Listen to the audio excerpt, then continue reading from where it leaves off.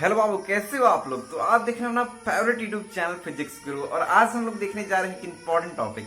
तो प्लीज आप लोग हेडिंग दे देना। अगर आप हिंदी में हेडिंग देना चाहते हो तो पहले हिंदी में हेडिंग दे दो, अच्छा से लिखना इसको कि जब बिल्कुल आपको समझ में भी आ जाए बाद में।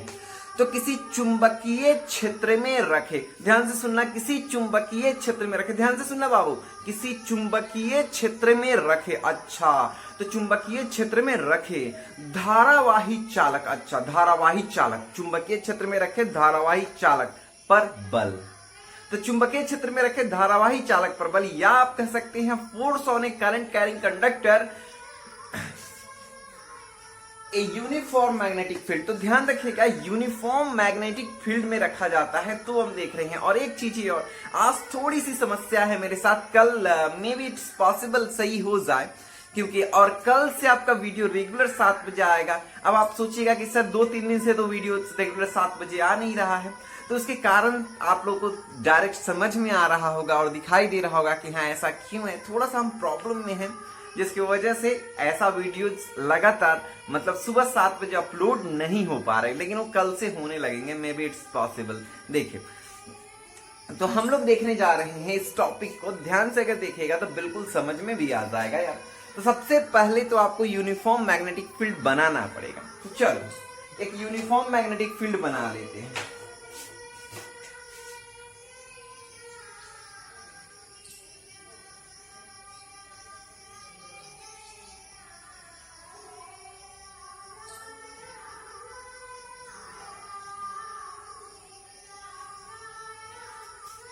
बना लिए एक यूनिफॉर्म मैग्नेटिक फील्ड।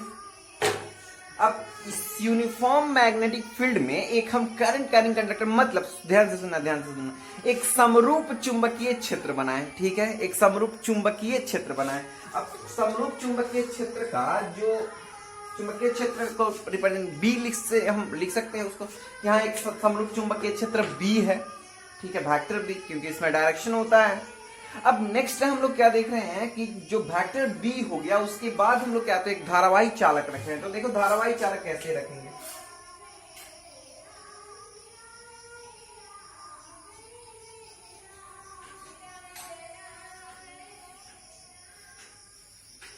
तो चलो एक धारावाही चालक ले लिए।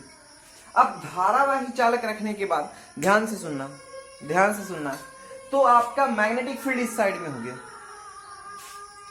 ऐसे आपको बता दें, लेफ्ट हैंड रूल को फॉलो करता है। लेफ्ट हैंड रूल क्या बताता है, तो ऐसे भी आप अपने घर में भी होंगे तो क्या कहते होंगे, कोई भी रूल जो हैंड रूल आता है 3 अंगुली का, उसमें क्या होता है, तो इससे क्षेत्र बताया जाता है, फील्ड बताया जाता है। ऐसे भी आप लोग किसी अपने जमीन पे जाते हैं, खेत में जाते हैं, तो क्या कहते हैं, देखो ये सारा मेरा खेत है, मतलब इसे क्षेत्र बताते हैं आप। इससे क्या, फोर्स बताते हैं, फोर्स के लिए है, और एक धारा के लिए है। ठीक है, अब हम नहीं कहेंगे ऐसे, आप लोग समझ रहे होंगे। तो इसका मतलब क्या हो गया, इसका मतलब हो गया कि ये क्षेत्र हो गया, और इधर में फील्ड हो जाएगा।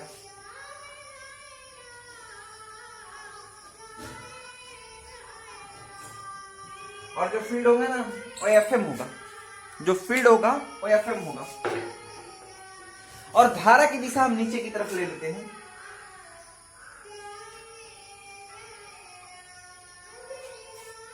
कोई दिक्कत है तो बोलो। तो पूरा हम लोग कंप्लीट कर लिए। अब क्या देखना है, हम जा रहे हैं कि इस पर कितना फोर्स लगता है, कितना फोर्स लगता है इस करंट के फ्लो होने के कारण। तो बाबू सबसे पहले हम देख रहे थे, पूरे के कारण नहीं देख पाएंगे हम, ठीक है, पहले छोटा सा देखते हैं ना कि एक कितना लगाएगा। तो हम आपको एक लेंथ ले लेते हैं, यहां से यहां तक। लेंथ को हम लोग ना डीए ले लेते हैं, उसको अल्पांश कहते हैं। तो हम एक अल्पांश के लिए देख रहे हैं। तो अल्पांश में, तो अल्पांश से भी पहले एक चीजें हम लोग देख रहे हैं, एक इलेक्ट्रॉन के कारण। अच्छा बाबू, किसके कारण, तो एक इलेक्ट्रॉन के कारण। और थोड़ा सा कभी कभी कॉल आ जाता है तो बीच में परेशानी हो जाता है इसमें। तो एक इलेक्ट्रॉन के कारण, ठीक है, एक इलेक्ट्रॉन, मात्र एक इलेक्ट्रॉन के कारण। तो एक इलेक्ट्रॉन के कारण चुंबकीय बल कितना होगा, इस बात को हम देखेंगे। फॉर 1 इलेक्ट्रॉन, किसके लिए, फॉर 1 इलेक्ट्रॉन। तो फॉर 1 इलेक्ट्रॉन जब देखने लगेंगे हम लोग,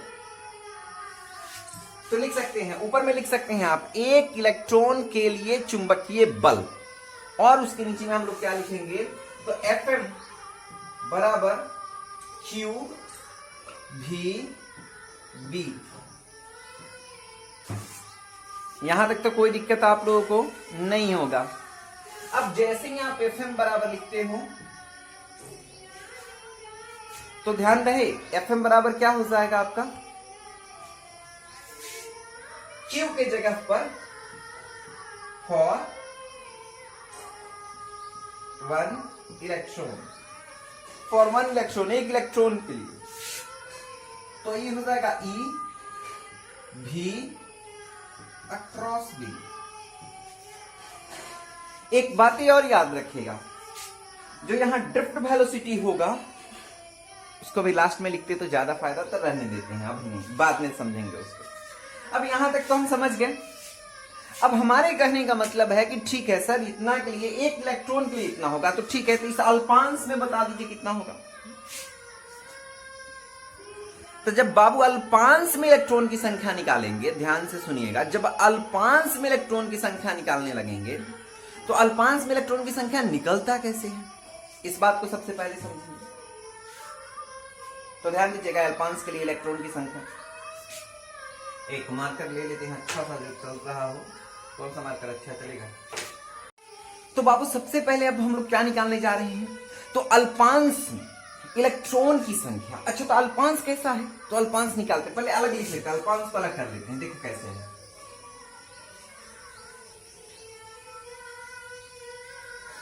और यहां पर क्या है, डीएल है, और यहां पर क्या है, ए है। तो देखो अल्पांश के लिए डीएल हो गया और ए हो गया, ए हो गया।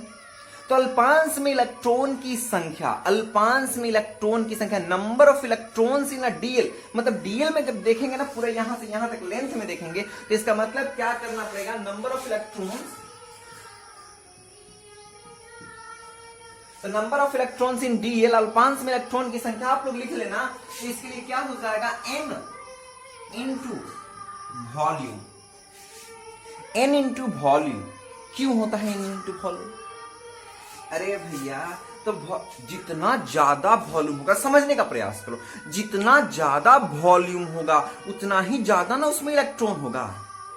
अरे अगर एक लोटा है, थोड़ा सा उसमें पानी है, छोटा सा लोटा है, तो लोटा अगर बड़ा किया जाए तो उसमें पानी भी तो ज्यादा होगा ना। तो इसका मतलब जितना ज्यादा करें, अब एक लोटा में 1 लीटर पानी है, तो ऐसा अगर 50 लोटा किया जाए तो 50 लीटर हो जाएगा, इसका मतलब मल्टीप्लाई हो गया। एक लोटा में अगर 2 लीटर पानी है तो 50 लोटे में कितना हो जाएगा, 100। तो इसका मतलब क्या कर रहे हैं, मल्टीप्लाई कर रहे हैं। तो उस तरह से हमको देखना पड़ेगा यहाँ पर। तो n इंटू वॉल्यूम, तो n इंटू वॉल्यूम करेंगे, क्योंकि जैसे जैसे वॉल्यूम बढ़ेगा इलेक्ट्रॉन की संख्या मतलब उसकी कैपेसिटी बढ़ने लगेगी। वॉल्यूम का मतलब ही होता है आयतन, तो इसका मतलब n इंटू वॉल्यूम है। तो वॉल्यूम कितना होता है, तो बाबू वॉल्यूम होता है काट क्षेत्रफल, अच्छा काट क्षेत्रफल a इंटू लेंथ। तो यही बात हम लिखेंगे, तो क्या लिखेंगे, n into ADL, n into ADL, एक साथ लिख देते हैं, n इंटू एडीएल। चलो यार, ये पूरे इलेक्ट्रॉन की संख्या हो गया, नंबर ऑफ इलेक्ट्रॉन्स इन वो एलिमेंटल, मतलब जो हम लोग अल्पांश ले रहे हैं उसके लिए।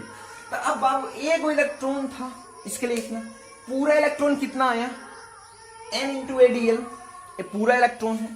तो एक इलेक्ट्रॉन के कारण इतना बल लग रहा था, अब n इलेक्ट्रॉन के कारण बल देखेंगे।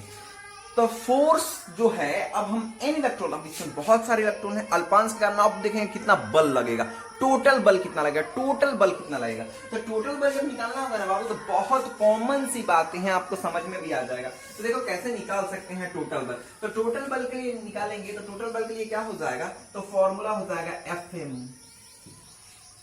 जो यहाँ E था, जो यहाँ E था, अब वहां नंबर ऑफ इलेक्ट्रॉन्स हो जाएंगे, इलेक्ट्रॉन इनटू V क्रॉस। तो अब V क्रॉस का Fm इक्वल टू, तो नंबर ऑफ इलेक्ट्रॉन कितने हैं, NaDl, NaDl है, और इनटू E, क्योंकि आप जानते हैं ये नंबर ऑफ इलेक्ट्रॉन्स हैं, इसका मतलब आप लोग जानते हैं कि नंबर ऑफ इलेक्ट्रॉन इनटू एक इलेक्ट्रॉन पर जो चार्ज होता है उसका मल्टीप्लाई होता है, उसी को कहते हैं क्यू हम लोग। तो ये हो गया पूरा क्यू। इनटू क्या हो गया बाबू, भी अक्रॉस। एक चीजें आप लोग कहेंगे कि सर यहां माइनस है तो आप माइनस दे दो, सही में माइनस दे दो यार, कोई दिक्कत नहीं, तो माइनस दे दिए हैं। अब ध्यान से देखना, एक लाइन और नीचे हो सकता है, तो ध्यान से देखना यहां पर ना बाबू, जो हमारा इलेक्ट्रॉन होगा, फ्री इलेक्ट्रॉन, उसका ड्रिफ्ट वेलोसिटी जो होता है ना, ड्रिफ्ट वेलोसिटी, तो ड्रिफ्ट वेलोसिटी जब करंट इधर से है तो इधर से होगा, मतलब अपोजिट डायरेक्शन में होगा, अपोजिट डायरेक्शन में होगा। तो अपोजिट डायरेक्शन में होगा तो इसका मतलब वो माइनस होगा, माइनस होगा वो। तो इसका मतलब क्या हो गया कि Fm इक्वल टू ये माइनस हो जाएगा Vd, तो माइनस तो ऑलरेडी बाहर आ जाएगा, एक माइनस पहले से है, तो माइनस माइनस क्या हो जाएगा बाबू, प्लस हो जाएगा। तो इसका मतलब हो जाएगा NaDl E Vd across B। शायद आप लोग को अब दिखाई ना दे रहा हो वहां,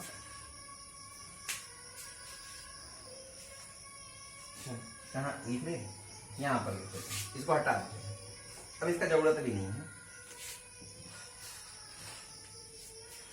तो क्या लिख सकते हो आप, तो लिख सकते हो Fm equal to NaDl E Vd cross B। ये चीजें आप लिख सकते हैं, ठीक है, लिख दिए। अब NaDl में ना Dl को अंदर ले जाते हैं, Vd को बाहर कर लेते, थोड़ा सुविधा के लिए, तो थोड़ा सुविधा के लिए कर ले, तो Fm इक्वल टू क्या हो जाएगा, NaeVd और ये हो जाएगा Dl क्रॉस B। वेक्टर ही है, उससे कोई फर्क नहीं पड़ता यार मल्टीप्लिकेशन में। तब इसका मतलब क्या हो जाता है, इसका मतलब क्या हो जाता है वो समझने का प्रयास कीजिएगा, बिल्कुल समझ में आ जाएगा आपको। तो Fm बराबर क्या हो जाएगा, NaeVd, NaeVd जो है ना, इसको हम लोग क्या कहते हैं, I। कहां पे, तो अपवाह वेग और धारा में संबंध, एक टॉपिक था हम लोगों का कि अपवाह वेग और धारा में संबंध स्थापित करें। तो हम लोग अपवाह वेग और धारा में जब संबंध स्थापित करने लगे तो हम लोग फॉर्मूला लिखे थे I बराबर NaeVd, अपवाह वेग और धारा में संबंध था। तो यहां वही टर्म आ गया है NaeVd। तो NaeVd नहीं जानते हो तो कोई डाउट नहीं, बैक करके वीडियो, मतलब आप इस वीडियो को देख लो, उसके बाद क्या करना कि उस टॉपिक पर जाना, उसको देख लेना, पूरा का पूरा टॉपिक अच्छा से बताया हुआ है। और यहां एक बात और याद समझ लीजिएगा, वहां जब देखिएगा ना तो आपको समझ में आएगा कि क्यों हम वॉल्यूम ही ले रहे हैं, ये भी समझ में आ जाएगा, ये भी क्लियर हो जाएगा, उसमें कोई दिक्कत नहीं होगा। तो बाबू अब ध्यान देते हैं कि हम लोग अगले स्टेप पर बढ़ते हैं। एक बात और याद रखना, एक चीजें छूटते जा रही हैं हम लोगों के, जिसको लिख लेना चाहिए।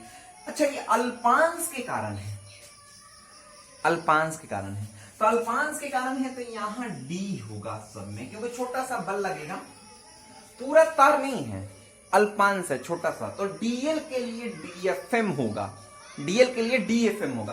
तो इसका मतलब क्या है, अब अगला लाइन जो हम लोग लिखेंगे बहुत कॉमन सा लाइन हो जाएगा, DFM यहां पर हो जाएगा I Dl क्रॉस B। तो यहां तक तो समझ में बिल्कुल आ गया होगा। अब क्या करते हैं, इंटीग्रेटिंग अ बोथ साइड, दोनों तरफ इंटीग्रेशन यूज करते हैं। तो इंटीग्रेशन यूज करोगे ना बाबू, तो इंटीग्रेशन यूज करोगे तो ये FM हो जाएगा, और इसका इंटीग्रेशन करोगे तो I, और यहां हम लोग क्या लिख सकते हैं, तो LB साइन थीटा। अब कॉमन सी चीजें हैं, इसमें दो केस होते हैं कि मैक्सिमम के लिए FM क्या होगा, फॉर मैक्सिमम। तो ध्यान देना कि मैक्सिमम के लिए फॉर 90 डिग्री तो केस 1 लिखेंगे। अब कहां लिखेंगे, तो अगर हम लिखे ना यहां पर तो लिख सकते हैं case 1, if theta equal to 90 degree then तो थीटा इक्वल टू अगर 90 डिग्री रखते हैं बाबू तो क्या हो जाएगा F M equal to B I L, sorry B I L. बहुत इंपॉर्टेंट है, बहुत इंपॉर्टेंट है, 1 मार्क्स में पूछा जाता है बी आई एल बिल।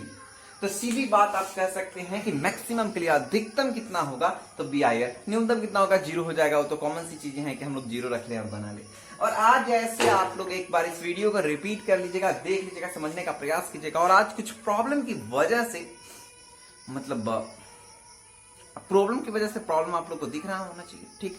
तो ऐसे हम लोग कल से 7 बजे ही, मतलब सबसे सुबह में आपका वीडियो अपलोड कर देंगे हम। और आज तक के लिए सॉरी, कल मतलब 2-3 दिन से रूटीन खराब हो चुका है, उस रूटीन को कल से सही कर दिया जाएगा, जो बिल्कुल आप लोगों को दिक्कत नहीं होगा। ओके, तब मिलते हैं नेक्स्ट वीडियो में, तब तक के लिए bye bye. Stay tuned Physics गुरु।